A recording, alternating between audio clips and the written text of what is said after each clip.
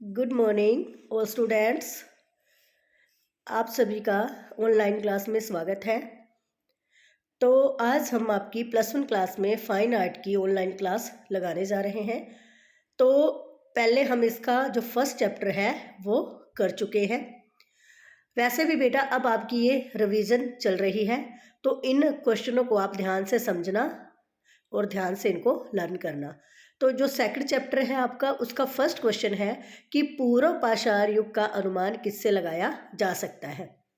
तो जो पूर्व पाषाण युग था, उस समय जो इसके हथियार थे, जो औजार थे, वो बहुत ज़्यादा भद्दे थे, यानी कि वो किसी काम के नहीं थे। जो हमारा आदि मानव था, वो इन हथियारों का प्रयोग पशुओं को मारने के लिए ही किया करता था। सिर्फ पशुओं के मारने के लिए, पशुओं को भगाने के लिए ही इन हथियारों का प्रयोग किया जाता था। इसके अलावा वो जब दीवारों के ऊपर चित्रों को गोदता था, यानी कि चित्रों को लगाता था, तब वो इन हथियारों का प्रयोग करता था। तो इन सभी बातों से ये हम अनुमान लगा सकते हैं कि जो पूर्व पाषाण युग था हमारा, वो ऐसा था। तो सेकंड क्वेश्चन है इसका कि प्रागैतिहासिक चित्रों का प्रमुख विषय क्या, यानी कि जो उस टाइम के चित्र थे उनका जो प्रमुख विषय था वो क्या था।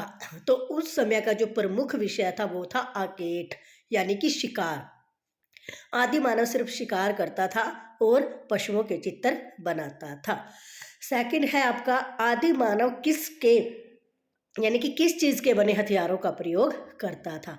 तो जो आदि मानव है, जिन हथियारों का प्रयोग करता था वो पत्थरों के बने होते थे, यानी कि पत्थरों के हथियार होते थे, वो उनका प्रयोग ज़्यादातर करता था। फोर्थ क्वेश्चन है आपका पूर्व पाषाण युग का मानव किस क्षेत्र तक सीमित रहा। तो जो पूर्व पाषाण युग का मानव है वो कुटाप्पा तथा मद्रास के चित्रों तक ही, यानी कि वो वहाँ के क्षेत्रों के चित्र बनाता था और सिर्फ वहाँ तक ही वो सीमित रहा। नेक्स्ट क्वेश्चन है आपका क्वेश्चन नंबर 5 कि जो उत्तर पाषाण युग के मानव का जो प्रमुख केंद्र है वो कौन सा है। यानी कि वो जब चित्र बनाता था तो कुछ ना कुछ प्रमुख अपना क्षेत्र बना लेता था। तो जो उत्तर पाषाण युग है उसका मानव था, उसका जो प्रमुख केंद्र चित्र था वो बेलारी था, यानी कि वो अपने अधिकतर चित्र केंद्र जो भी बनाता था, चित्रों के केंद्र, वो उसका स्थान बेलारी था। उत्तर पाषाण काल के मानव के 5 प्रमुख केंद्र और लिखो। बेलारी के अलावा और उसके कौन कौन से केंद्र थे जहां वो अधिकतर चित्रों को बनाता था, प्रमुख केंद्र थे उसके। तो सबसे पहला तो हमारा क्या है, बेलारी ही है। उसके बाद है होशंगाबाद, सिंहनपुर, पंचमढ़ी और भीम बेटका, यानी कि ये ऐसे स्थान थे, उसके ऐसे 5 प्रमुख केंद्र थे जो वहाँ पर अपने चित्रों की रचना करता था। उसके बाद है आपका क्वेश्चन नंबर 7 कि बेलारी में किस प्रकार के चित्र मिले हैं। तो जब बेलारी में चित्रों को खोजा गया तो वहाँ शिकार के चित्र, जादू टोने के चित्र, भयंकर जानवर व षटकोण के चित्र अधिकतर मिले हैं। क्योंकि जो आदि मानव था वो जंगलों में रहता था। आपने फर्स्ट लेसन में चीज़ पढ़ी है, जंगलों में रहने के बाद वो ज़्यादातर शिकार करता था, जादू टोने में भी विश्वास करता था, तो भयंकर जानवरों को मारता था। तो ये सब उसके क्या थे, ऐसे वो इनके चित्र बनाता था। उसके बाद आपका नेक्स्ट क्वेश्चन है होशंगाबाद कहाँ पर स्थित है। तो जो होशंगाबाद है वो मध्य प्रदेश में इटारसी जाने वाले बस मार्ग पर 2.5-3 मील की दूरी पर स्थित है, यानी कि मध्य प्रदेश में पड़ता है ये। तो वहाँ से इटारसी पर बस का मार्ग है, बस के द्वारा जाया जाता है वहाँ से ये 2.5-3 किलोमीटर की मील की दूरी पर स्थित है। नेक्स्ट क्वेश्चन 9 है आपका आदमगढ़ की गुफा के किसी एक विशेष चित्र का उल्लेख करें। तो जो आदमगढ़ की गुफा है उसमें एक हाथी पर चढ़े आखेटकों को जंगली भैंसों का शिकार करते हुए दिखाया गया है, यानी कि जंगली भैंसा है और हाथी है, उस पर वो चढ़े हुए हैं और उसका शिकार वो कर रहे हैं, यानी कि उसे मारने की कोशिश कर रहे हैं। और चित्र में दिखाया गया कि वो उसका कैसे शिकार कर रहे हैं। इस चित्र में घोड़ों पर सवार भी हैं कुछ 8 तो जो घोड़ों पर सवार है और कुछ पैदल भी चल रहे हैं उनके साथ। तो यह चित्र बड़े ही प्रभावशाली ढंग से चित्रित किया गया है, यानी कि इन चित्रों को जो दिखाया गया है आदमगढ़ की गुफा में एक विशेष रूप में। क्वेश्चन नंबर 10 है आपका, सिंहनपुर में जंगली सांड के शिकार का जो चित्र है उसका वर्णन करो। यानी कि एक जंगली सांड का चित्र है, उसका वर्णन करो, वो कैसे बना हुआ है। सिंहनपुर के पास एक सुरंग नुमा गुफा है, ठीक है, एक गुफा है, उसके अंदर जंगली सांड के जो शिकार का चित्र है वो क्या किया गया है, वो अंकित किया गया है।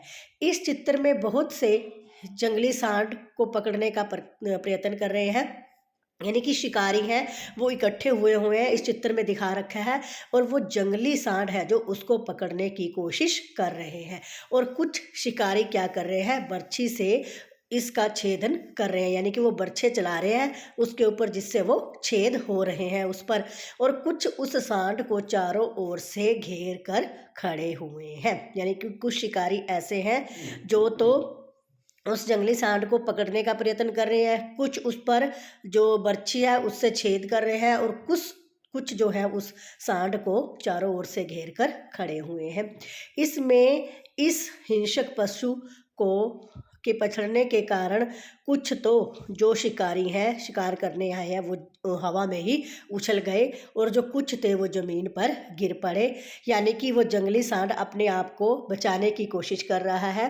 तो कुछ तो ऐसे शिकारी हैं जो उसने अपने सींग मारे हैं और उछल कर क्या हो गए, ज़मीन पर गिर पड़े, दूर दूर जाकर हवा में जैसे उड़ जाते हैं। और कुछ इस चित्र में जो पशु और जो शिकारी हैं उनकी जो भयंकर और गति है उसका भी चित्रण किया गया है, कि कैसे वो भयंकर हो रहे हैं और कैसे वो वहाँ से भाग रहे हैं, या वो तेज़ गति में कैसे उन शिकारियों को पछाड़ रहे हैं।